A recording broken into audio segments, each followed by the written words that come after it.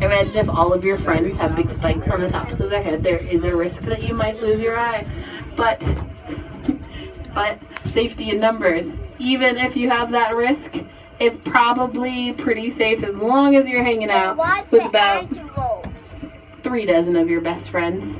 Because the more eyes and ears you have out looking out for predators, the better chance you have of surviving, the better chance you have of not getting eaten, and the better chance everyone else has too. Safety in numbers. And it doesn't matter whether you're Patterson's eland, a Cape Buffalo, a Springbok, or a wildebeest. Those are wildebeest right there. You don't mind hanging out all together Those are wildebeest. as a group if you feel threatened. Right now, nobody feels threatened. You might see them sitting around in an alert circle, kind of keeping an eye out for predators, but while they're relaxed, they don't mind spreading out. And every animal has a different way of dealing with those predators. If a predator does decide to go after these Egyptian water buck out here on our left-hand side, they have a nifty little trick. They can swim. In fact, we can't pet them from here, but if you ever get a chance to pet a water buck, how many of you ever pet a sheep before? You know, like 4-H? Yeah, a few people up front. Sheep, when you pet them, they have that lanolin in their coat, that oil. You get this brown coat of weirdness on your hands when you pet them. These guys have the same thing. That lanolin in their coats helps keep them dry and keeps them buoyant when they run out into the water. So a lion runs after them, they hop in that water, they swim away. Lions aren't scared of water, but they can't hunt in it. So as long as this guy keeps up that stamina, is able to swim around in circles and wait for that lion to leave and find another meal to eat, he'll be just fine. But when it comes to safety in numbers, there's one animal who tops them all.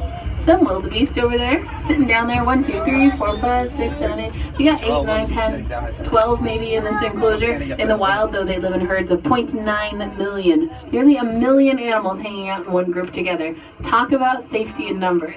But if you have a lot of you run out of food real quick if you stand in one spot. You'll eat all the grass in just probably hours if you stayed in one place. So these wildebeest, what they have to do is actually go across Africa from one side of the Serengeti to the other in search of enough food and water to eat and drink for their whole family. Oh, yeah. Are those wolves? What is it? Are those wolves? Wildebeest. You're just tired, huh? Tired? Oh, you're just tired. Look, there's the giraffes. Down there. Hey, right there. You see the deer, bro? He's eating trees. Yeah. No, hey, I get there. I get so quiet. Down. Shoot. Go down as fast as you She wants to see what's going on.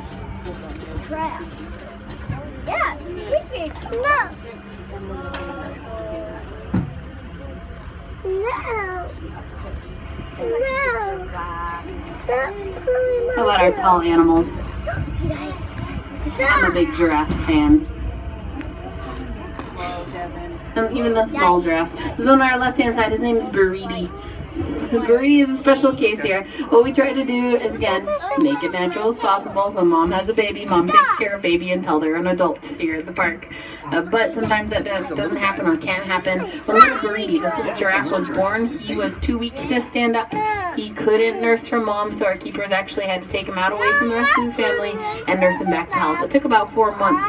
So by the time he met another giraffe, he was 4 months old. He didn't know he was a giraffe. He doesn't get along with the other giraffe, turns out. So he's in that little boma area, that corral, until we can find a zoo ready to take him that does have a hands-on program. We'll help get all the hands-on care from humans that he needs in order to feel comfortable.